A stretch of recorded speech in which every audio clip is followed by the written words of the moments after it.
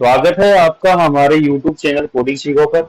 दोस्तों आज हम बात करेंगे ASP.NET MVC के अंदर view data, temp data, view bag ये क्या होते हैं। ठीक है दोस्तों, तो ये जो व्यू डाटा, व्यू बैग और टेम्प डाटा होते हैं वो डाटा पासिंग टेक्निक होती हैं जो कि डाटा को पास करती हैं कंट्रोलर से व्यू या फिर कंट्रोलर टू कंट्रोलर के ऊपर।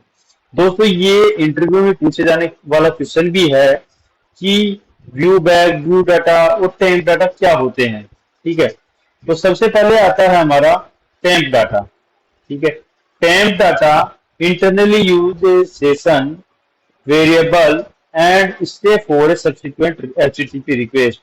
ये क्या करता है कि एक कंट्रोलर से आपको दूसरे कंट्रोलर के ऊपर उस डाटा आपको पास करना है या फिर एक कंट्रोलर से आपको व्यू के ऊपर डाटा पास करना है, तो उसके लिए हम टेम्प डाटा को यूज लेते हैं। ठीक है, इसके अंदर टाइप कास्टिंग की रिक्वायरमेंट होती है। नल चेक के लिए जो ऑब्जेक्ट होता है उसको नल चेकिंग के लिए हमें टाइप कास्टिंग की रिक्वायरमेंट होती है। इसको लिखते कैसे हैं, जैसे टेम्प डाटा ये आपकी की होगी जिसमें आप कुछ भी लिख सकते हो, नाम लिख दिया, यूजर नेम लिख दिया, ईमेल लिख दिया, जो भी आप इसकी की रखना चाहते हो वो इसके अंदर रख सकते हो। ये हमारी इसकी वैल्यू हो गई कोडिंग सी को। ठीक है, अब इसमें क्या होता है कि टेम्प डाटा इमीडिएटली डिस्ट्रॉय हो जाता है एक बार उसकी वैल्यू को हम रीड कर लेते हैं। तो मान लो हमने एक बार इसकी वैल्यू रीड कर ली तो ये तुरंत डिस्ट्रॉय हो जाता है, फिर नेक्स्ट टाइम अपने को इसकी वैल्यू नहीं मिलती है। ठीक है, अगर आपको इसकी वैल्यू कीप करके रखनी है, मतलब आपको वैल्यू सब्सिक्वेंट रिक्वेस्ट के लिए रखनी है कि भाई एक कंट्रोलर से दूसरे कंट्रोलर के ऊपर जाते हैं उस टाइम पे आपको वैल्यू रखनी है, तो उसके लिए हमें पीक और कीप मेथड की रिक्वायरमेंट होती है। ठीक है दोस्तों, तो एक बार आपको बताते हैं कि टेम्प डाटा कैसे यूज लेते हैं।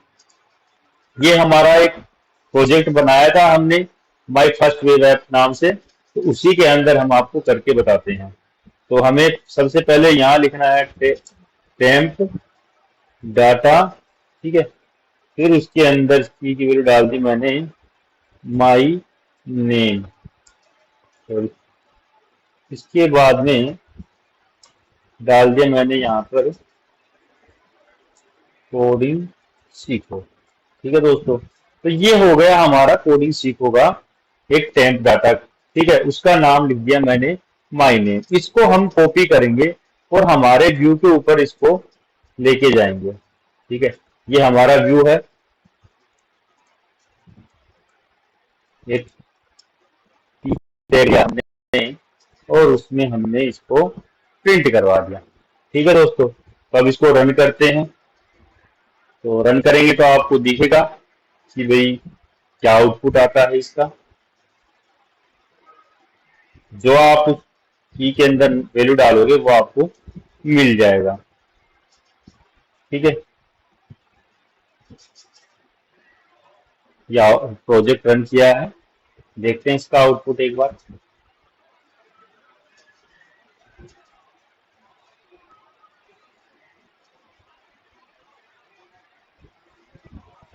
थोड़ा टाइम लेता है फर्स्ट टाइम रन होने में, तो देख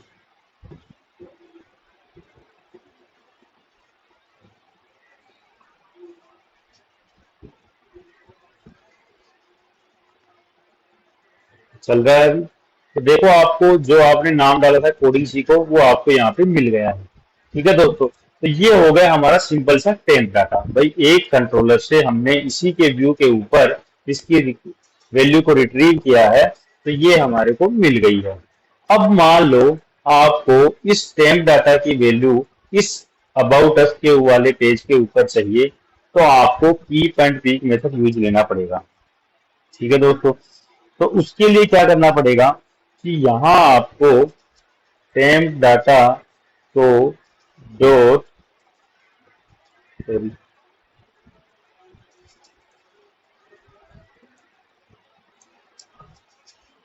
इसके लिए आपको टेम्प डाटा डॉट की, फिर उसके बाद में जो आपकी की थी उसकी वैल्यू यहाँ पे आप डाल दोगे यूजर सॉरी माई नेम।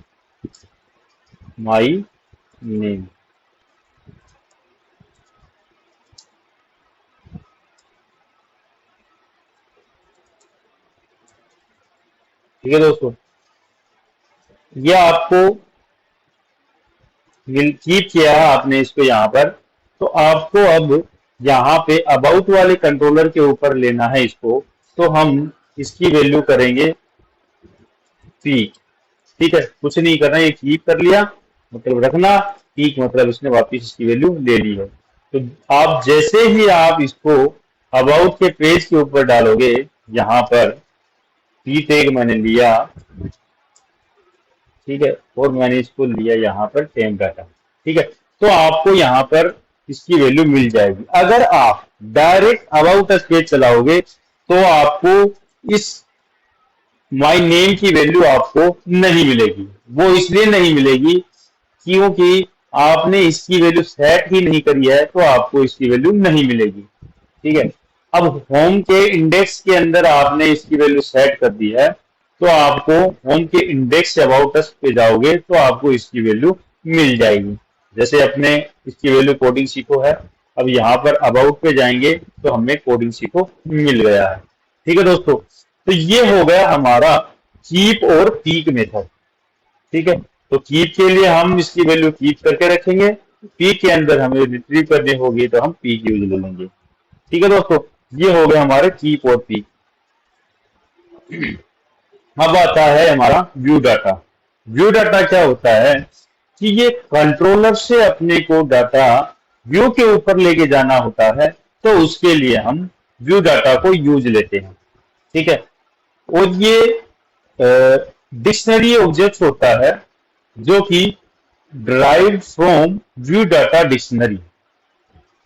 ये डिक्शनरी ऑब्जेक्ट है, ये ड्राइव होता है व्यू डाटा डिक्शनरी से।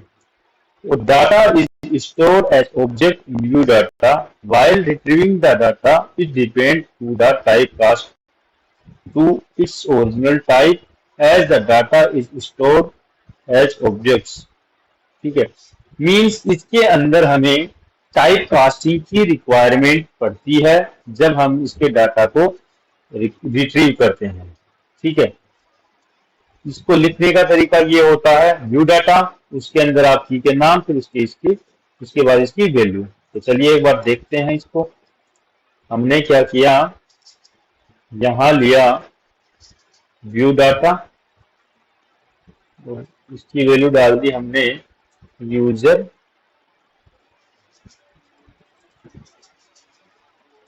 और इसकी वैल्यू डाल दी हमने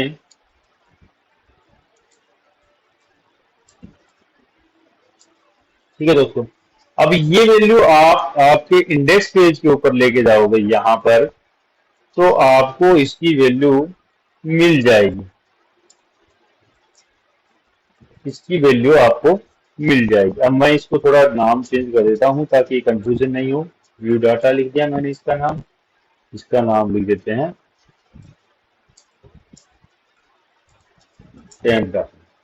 ठीक है, अब इसको प्रोजेक्ट को रन करते हैं। दोस्तों, आप अगर कोई भी सीएस फाइल में चेंज करते हो तो आपको आपका सॉल्यूशन क्लोज करके वापस रन करना पड़ता है।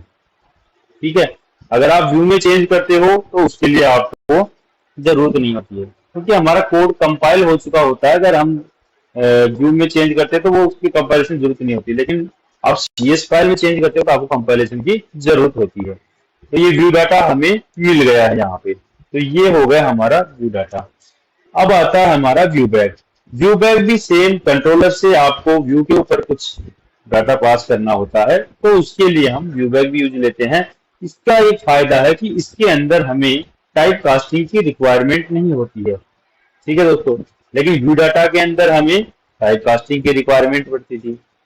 अगर आप रिडायरेक्शन करते हो तो आपकी वैल्यू लॉस्ट हो जाती है, चाहे व्यू डाटा हो, चाहे टेम्प डाटा हो, चाहे व्यू बैक हो, तो इसमें वैल्यू लॉस्ट हो जाती है अगर रिडायरेक्शन होता है तो। अब इसको लिखते कैसे हैं, व्यू बैक, फिर उसकी की के नाम, फिर उसके अंदर इसकी वैल्यू। ठीक है, अब मैंने क्या किया, पहले प्रोजेक्ट क्लोज किया, यहाँ डाला मैंने व्यू बैक डॉट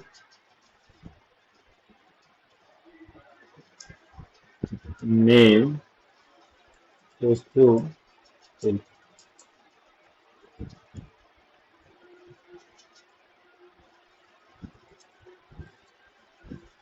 है। अब ये व्यू बैग डॉट नेम, इसमें आगे व्यू बैग लगाते हैं ताकि आपको पता रहे कि भाई किसकी वैल्यू प्रिंट हुई है पेज के ऊपर। तो हमने इसके आगे व्यू बैग लगा दिया है, इसको हम प्रिंट करेंगे यहाँ पर व्यू बैग। तो अब इसको वापस रन करके देखते हैं इसका आउटपुट क्या आता है। ठीक है दोस्तों, इसका आउटपुट वो जो आप इसमें वैल्यू डालोगे वो आउटपुट आ जाएगा इसका। इसके अंदर हमें टाइप कास्टिंग की रिक्वायरमेंट नहीं होती है, तो इसका आउटपुट आपको मिल जाएगा। ठीक है दोस्तों, इसके बाद आता है हमें इन तीनों में क्या डिफरेंस होता है। ठीक है, ये आ गया हमारा व्यू बैक कोडिंग शीट में। टेम्प डाटा, व्यू डाटा और व्यू बैक, ये तीनों अपने प्रिंट हो चुके हैं। ठीक है, अब दोस्तों इनमें कुछ डिफरेंस होते हैं जो कि आपको इंटरव्यूज में पूछा जाता है कि ASP.NET MVC के अंदर view back, view data, temp data, इसके अंदर क्या क्या डिफरेंस होता है।